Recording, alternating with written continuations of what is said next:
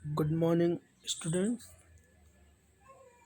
Last class में हमने बात की थी मांग का अर्थ और जो विभिन्न अर्थशास्त्री हैं उनके द्वारा दी गई परिभाषाओं की डेफिनेशंस।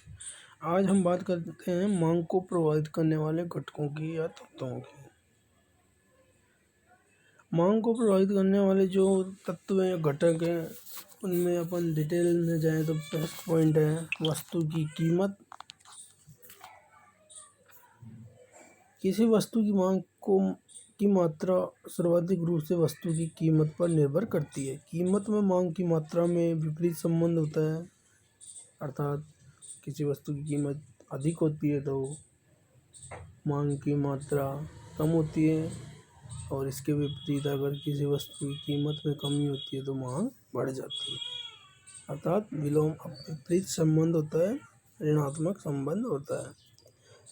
अर्थात वस्तु की कीमत में वृद्धि होने पर मांग की मात्रा में कमी तथा कीमत में कमी होने मांग की मात्रा में वृद्धि होती है। उपभोक्ताओं की रुचि, आदत या फैशन। उपभोक्ताओं की रुचि, आदत तथा फैशन में परिवर्तन के फलस्वरूप वस्तुओं की मांग भी बदलती रहती है। जैसे चाय के स्थान पर कॉफ़ी, धोती कुर्ते के स्थान पर पैंट, सूट के 2 बटन के स्थान पर 3 बटन आदि। इन्हीं के आधार पर वस्तु की मांग कम एवं अधिक होती है।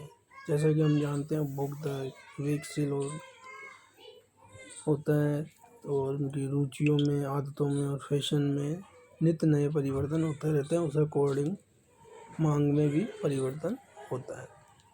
मौद्रिक एवं वास्तविक आय। मौद्रिक आय में परिवर्तन का अर्थ मुद्रा अर्थात क्रय शक्ति की मात्रा में परिवर्तन, जबकि वास्तविक आय में परिवर्तन से आशय पूर्ण आय से क्रय की जाने वाली वस्तुओं तथा सेवाओं की मात्रा में परिवर्तन से। यदि उपभोक्ता की मौद्रिक आय में वृद्धि होती है तो उसकी पसंद की मान में आवश्यक परिवर्तन होगा। आय में परिवर्तन होने पर वस्तुओं की मांग में भी परिवर्तन भिन्न प्रकार से होंगे।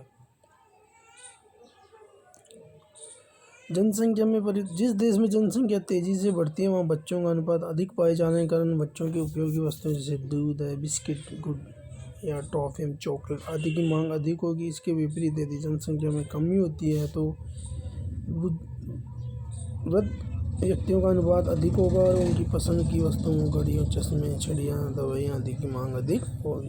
प्रतिस्थापन तथा पूरक वस्तुओं के मूल्य में परिवर्तन।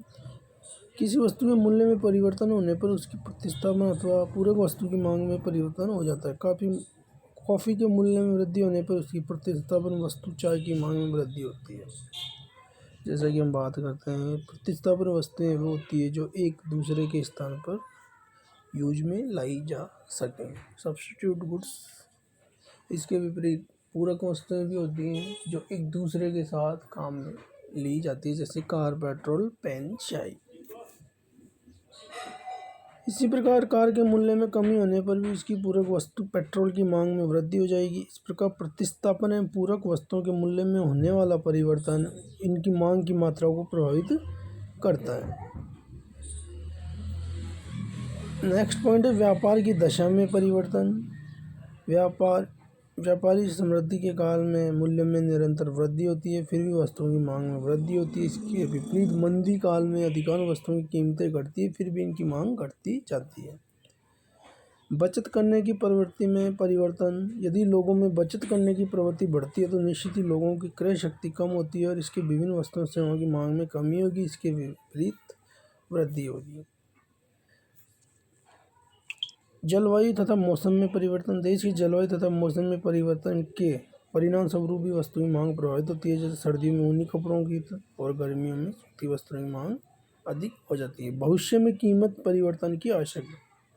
जब उपभोक्ता को लगता है कि निकट भविष्य में कीमतें बढ़ेंगी तो वर्तमान मूल्य पर की वस्तु की कीमत घटती है, और जब कभी उपभोक्ता को ये लगता है कि कीमतें कम होंगी, दोबारा से बात करते हैं, जब भविष्य में उपभोक्ता को लगता है भविष्य में वस्तु की कीमतें कम होंगी तो वर्तमान मूल्य पर वह उस वस्तु की मांग कम कर देता है। इसके विपरीत अगर उपभोक्ता को ऐसा प्रतीत होता है कि भविष्य में कीमतें में वृद्धि होगी तो वह वर्तमान मूल्य पर वस्तु की अधिक मात्रा क्रय करता है।